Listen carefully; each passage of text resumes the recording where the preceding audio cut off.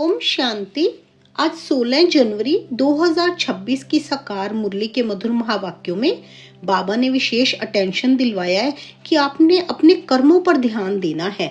जो भी आप कर्म करते हैं उसका फल अवश्य मिलता है। जैसा भी कर्म आप करेंगे उसका फल आपको अवश्य ही मिलना है। बाबा कहते ये पुरानी दुनिया का विनाश होना है। तुम बच्चे नई दुनिया के लिए पुरुषार्थ कर रहे हो। बाबा कहते तुम नई दुनिया के लिए पुरुषार्थ कर रहे हो। ये है ही रुद्र ज्ञान यज्ञ, ये है ही बेहद का रुद्र ज्ञान यज्ञ। इसमें मुख्य बात है ज्ञान और योग की। योग अर्थात याद।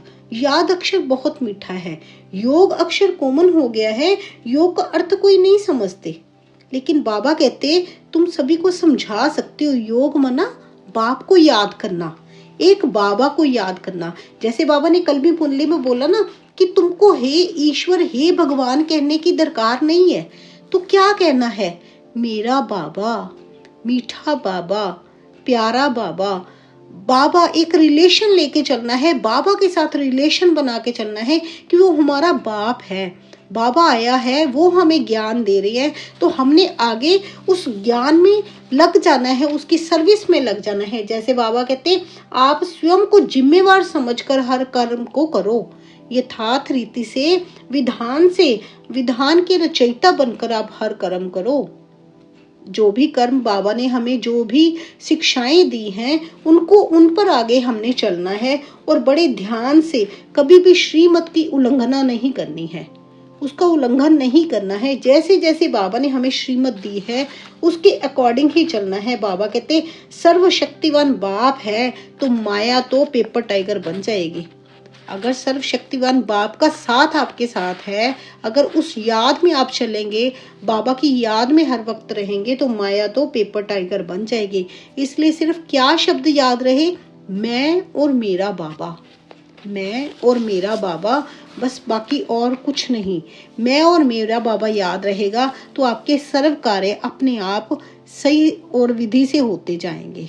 मुरली का सार है, बाबा कहते मीठे बच्चे तुम जो भी कर्म करते हो उसका फल अवश्य मिलता है। निष्काम सेवा तो केवल एक बाप ही करते हैं। निष्काम सेवा तो केवल एक बाप ही करते हैं। प्रश्न है आज की मुरली से, ये क्लास बड़ा वंडरफुल है, कैसे? यहाँ मुख्य मेहनत कौन सी करनी होती है? उत्तर दिया बाबा ने, यही एक क्लास है जिसमें छोटे बच्चे भी बैठे हैं तो बूढ़े भी बैठे हैं। ये क्लास ऐसा वंडरफुल है जो इसमें अहिल्याएं कुब्जाएं साधु भी आकर एक दिन यहाँ बैठेंगे। यहाँ है ही मुख्य याद की मेहनत।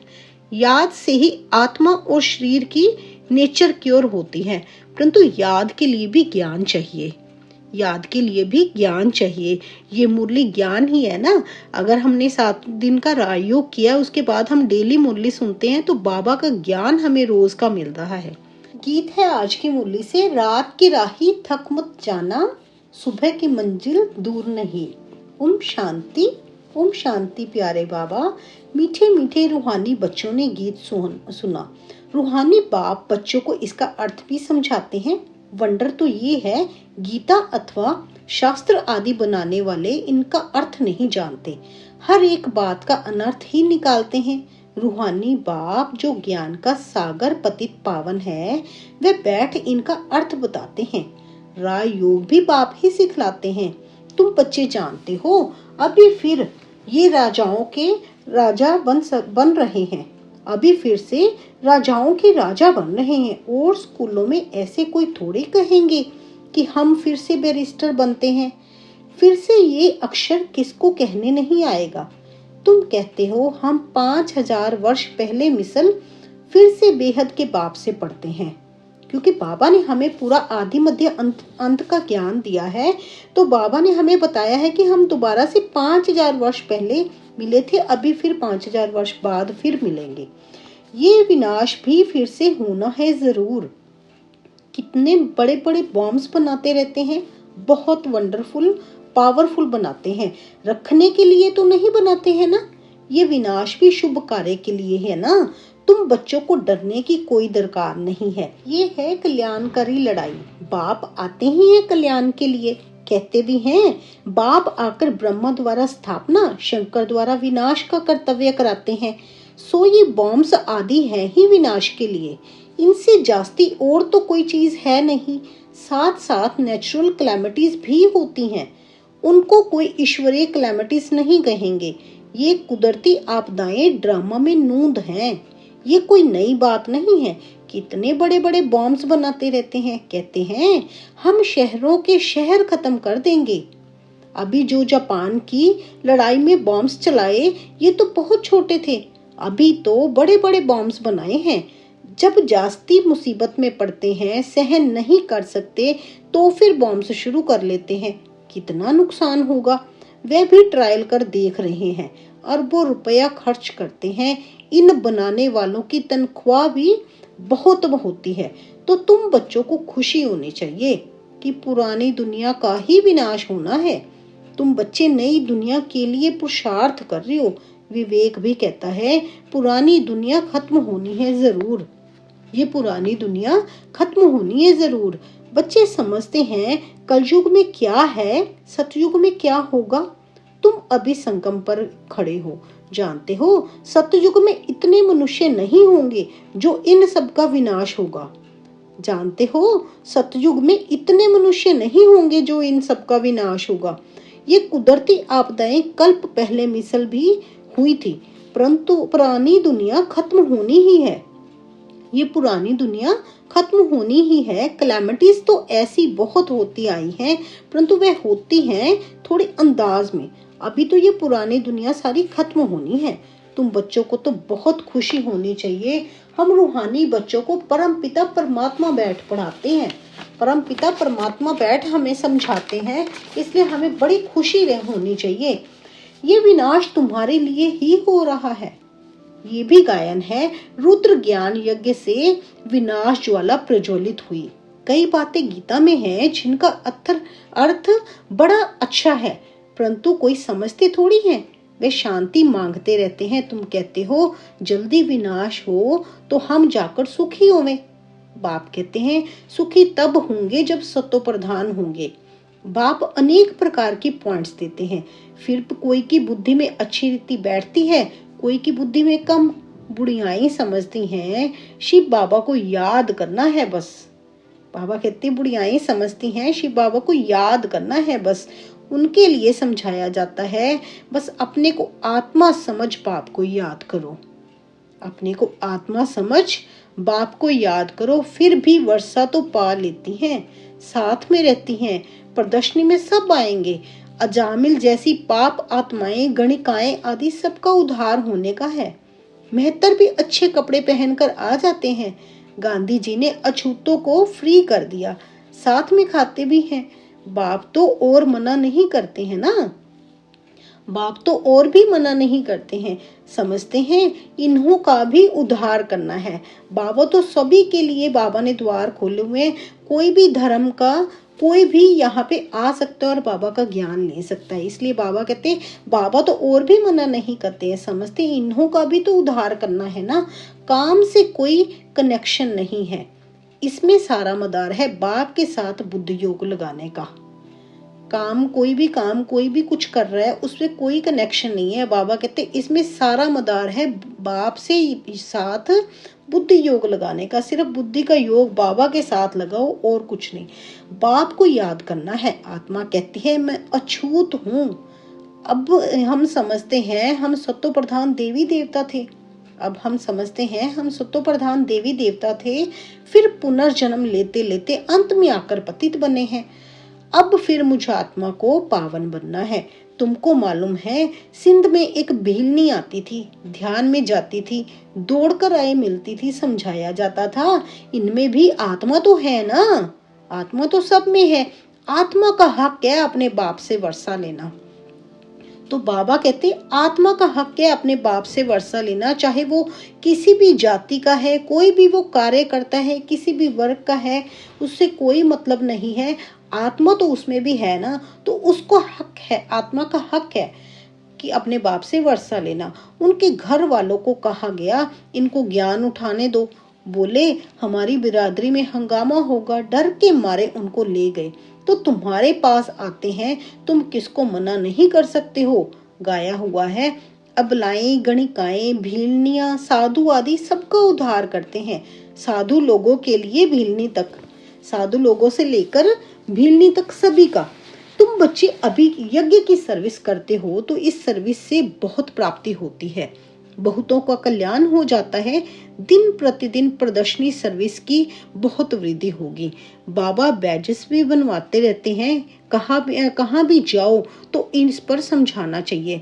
किन पर? बैज लगाए होते हैं ना, तो बैज पर बाबा कहते समझाना चाहिए। ये बाप, ये दादा, ये बाप का वर्षा, ये बाप शिव बाबा, ये दादा ब्रह्मा बाबा, ये बाप का वर्षा जो हमें आगे बादशाही मिलनी है। अब बाप कहते हैं मुझे याद करो तो पावन बन जाएंगे। गीता में भी है, माम एकम याद करो। माम एकम मना मुझ एक को याद करो। सिर्फ उनमें मेरा नाम उड़ाए बच्चे का नाम दे दिया है। शिव बाबा कहते मेरा नाम उड़ाए बच्चे का नाम दे दिया है। भारतवासियों को भी ये पता नहीं कि राधे कृष्ण का आपस में क्या संबंध है। उनकी शादी आदि की हिस्ट्री कुछ भी नहीं बताते हैं। दोनों अलग अलग राजधानी के हैं। ये बातें बैठ बाप समझाते हैं। ये अगर समझ जाएं और कह दे कि शिव भगवानु वाच तो सब उनको भगा दे। कहें तुम ये कहाँ से सीखे हो, वह कौन सा गुरु है, कहे बीके हैं तो सब बिगड़ जाए। उन गुरुओं की रजाई ही चट हो जाएगी। ऐसे बहुत आते हैं, लिख कर भी देते हैं, फिर गुम हो जाते हैं। बाबा कहते हैं ऐसे बहुत आते हैं, लिख कर भी देते हैं, फिर गुम हो जाते हैं। बाप बच्चों को कोई भी तकलीफ नहीं देते, बहुत सहज युक्ति बतलाते हैं। कोई को बच्चा नहीं होता तो भगवान को कहते हैं बच्चा दो, फिर मिलता है तो उनको बड़ी अच्छी परवरिश करते हैं, पढ़ाते हैं। फिर जब बड़ा होगा तो कहेंगे अब अपना धंधा करो। बाप बच्चों की परवरिश कर उनको लायक बनाते हैं तो बच्चों का सर्वेंट ठहरा ना। ये बाप तो बच्चों की सेवा कर साथ ले जाते हैं। कौन? शिव बाबा। शिव बाबा बच्चों की सेवा कर हमें सारा ज्ञान दे, हमें साथ ले जाते हैं। वो लौकिक बाप समझेगा बच्चा बड़ा हो अपने धंधे में लग जाए, फिर हम बूढ़े होंगे तो हमारी सेवा करेगा। ये बाप तो सेवा नहीं मांगते हैं, ये है ही निष्काम। लौकिक बाप समझते हैं जब तक जीता हूँ तब तक बच्चों का फर्ज है हमारी संभाल करना। लौकिक बाप ये समझते हैं ना, जब तक मैं जी रहा हूँ बच्चों का फर्ज है हमारी संभाल करना। ये कामना रखते हैं। ये बाप तो कहते हैं मैं निष्काम सेवा करता हूँ, हम रजाई नहीं करते हैं। मैं कितना निष्काम हूँ और जो कुछ भी करते हैं तो उसका फल उनको जरूर मिलता है। ये तो है सबका बाप। कहते हैं मैं तुम बच्चों को स्वर्ग की रजाई देता हूँ। तुम कितना ऊंच पद प्राप्त करते हो, मैं तो सिर्फ ब्रह्मांड का मालिक हूँ, सो तो तुम भी हो, परंतु तुम रजाई लेते हो और गवाते हो। बाबा कहते मैं तो रजाई में नहीं आता, लेकिन तुम रजाई लेते हो और गवाते हो। हम रजाई नहीं लेते हैं ना गवाते हैं। हमारा ड्रामा में ये पार्ट है। तुम बच्चे सुख का वर्षा पाने का पुरुषार्थ करते हो, बाकी सब सिर्फ शांति मांगते हैं। बाकी सब शांति मांगते हैं। वो गुरु लोग कहते हैं सुख काग विष्टा समान है। जो सुख है वो काग विष्टा समान है, इसलिए वे शांति ही चाहते हैं।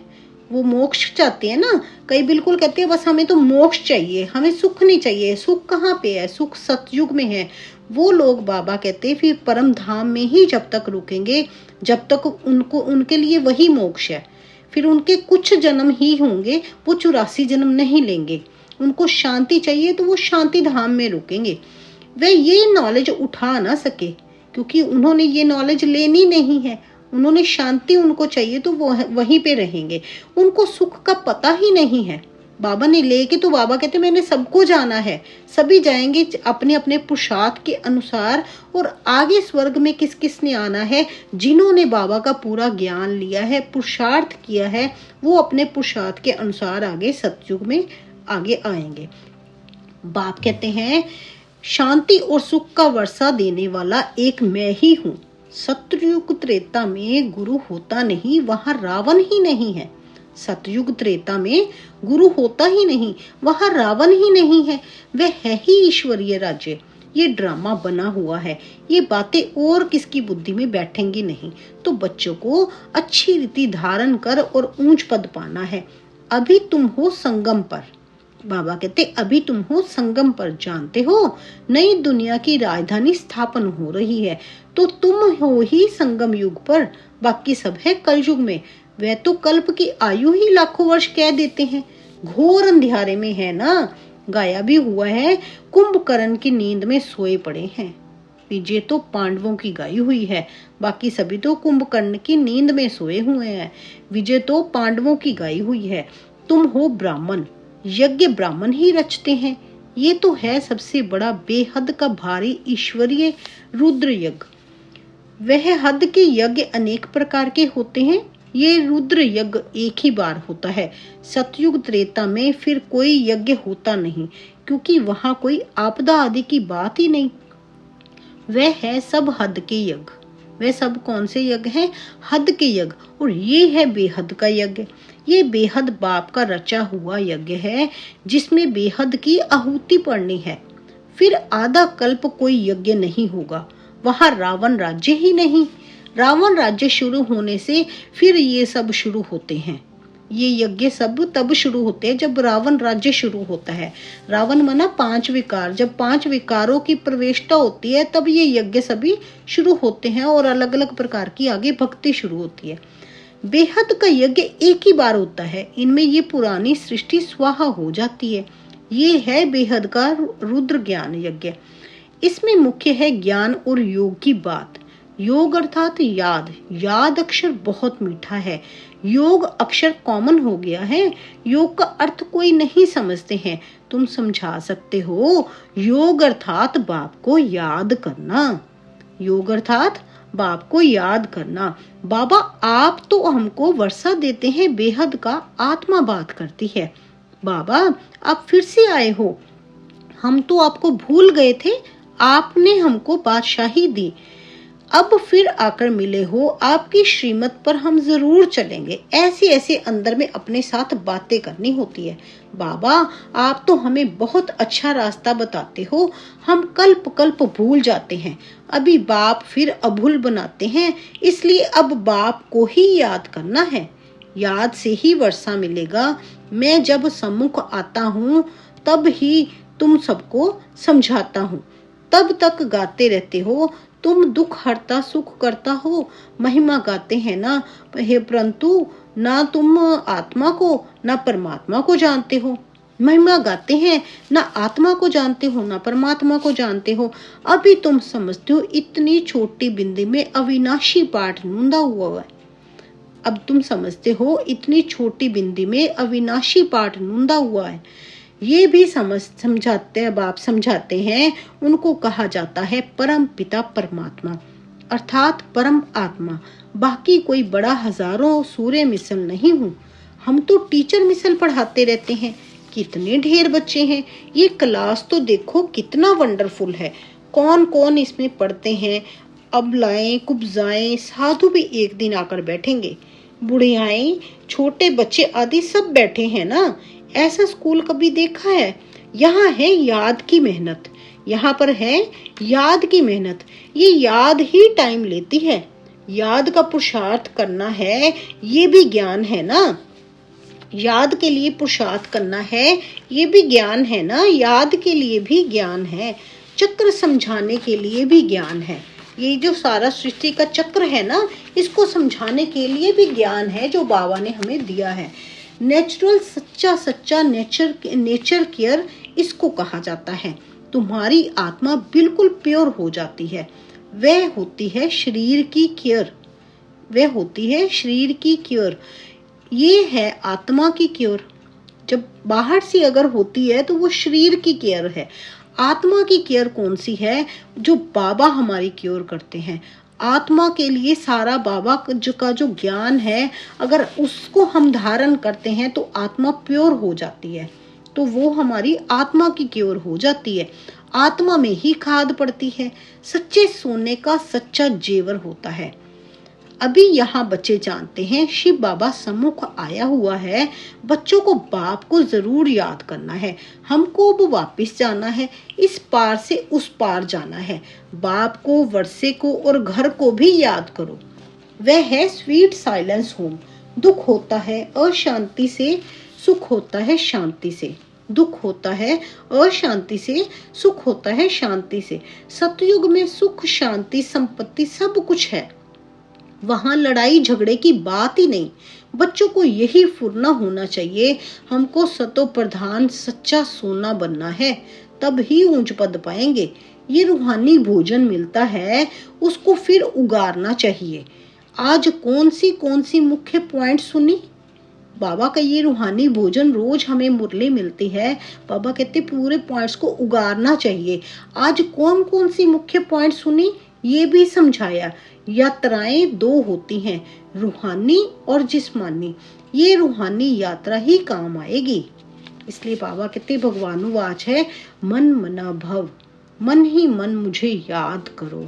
अच्छा, मीठे मीठे सिकी लधे बच्चों प्रति माता पिता बाप दादा का याद प्यार और गुड मॉर्निंग।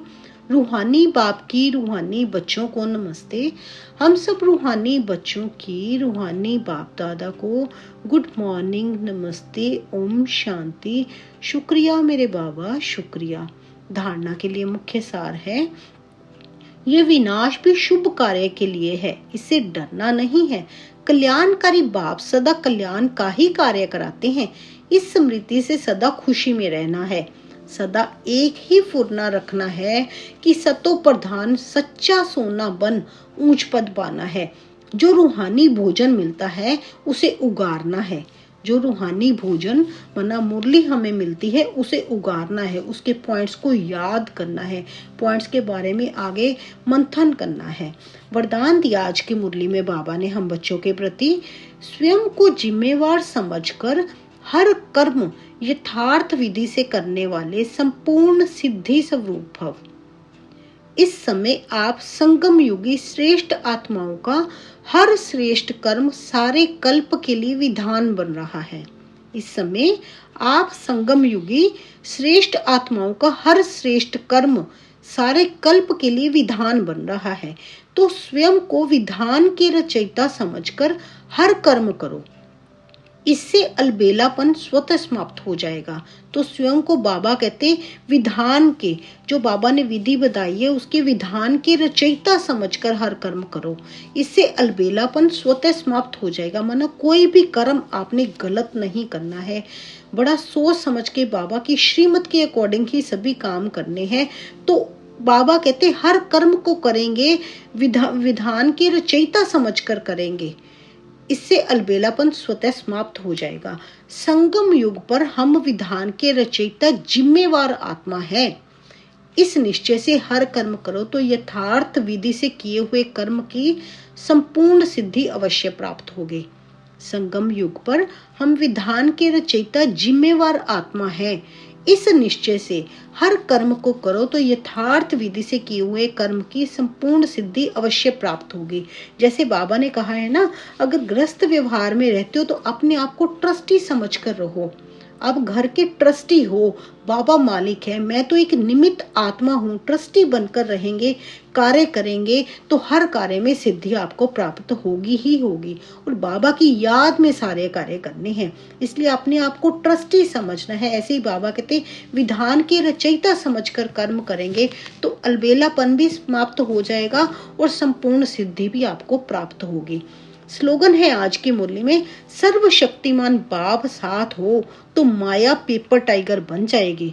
सर्वशक्तिमान बाप साथ हो तो माया पेपर टाइगर बन जाएगी। अव्यक्त इशारे हैं आज की मुरली से। इस अव्यक्ति मास में बंधन मुक्त रह जीवन मुक्त स्थिति का अनुभव करो। सदा जीवन मुक्त रहने का सहज साधन है मैं और मेरा बाबा। मैं और मेरा बाबा, क्योंकि मेरे का ही बंधन है। मेरा बाबा हो गया तो सब मेरा खत्म। मेरा बाबा हो गया तो सब जो मैं मेरा है वो सब खत्म। जब एक मेरा मैं सब मेरा समाप्त हो गया तो बंधन मुक्त हो गए। जब एक मेरा में सब मेरा मेरा समाप्त हो गया तो बंधन मुक्त हो गए। तो यही याद रखना कि हम ब्राह्मण जीवन मुक्त आत्मा है। एक यही याद रखना है कि हम ब्राह्मण जीवन मुक्त आत्मा है। मैं और मेरा बाबा, मैं आत्मा और मेरा बाबा, बस यही सबसे सहज युक्ति है जीवन मुक्त रहने का। यही सहज साधन है, इसी में रहना है। मैं और मेरा बाबा और बाबा से संबंध जुटाए रहना है। हर वक्त एक संबंध आपका बाबा है ना, बाप भी है, टीचर भी है, सतगुरु भी है। हर तरह से बाबा हमें राह दिखा रहे हैं। वो बाबा बाप बनकर भी हमें राय दे रहे हैं, सहज समझाने दे रहे हैं। शिक्षक बनकर हर जगह पर, हर मोड़ पर हमें वो आगे शिक्षा दे रहे हैं कि कौन सा रास्ता सही है, किस रास्ते पर हम बच्चों ने चलना है। आगे बाबा सतगुरु बन हमें यहाँ से आगे लेकर जाने वाले हैं। बाबा आए हुए हैं हमें यहाँ से पार लेके जाने के लिए, तो अपने ऊपर विशेष ध्यान देना है। अच्छा जी, शुक्रिया मेरे बाबा, शुक्रिया। ओम शांति, ओम शांति।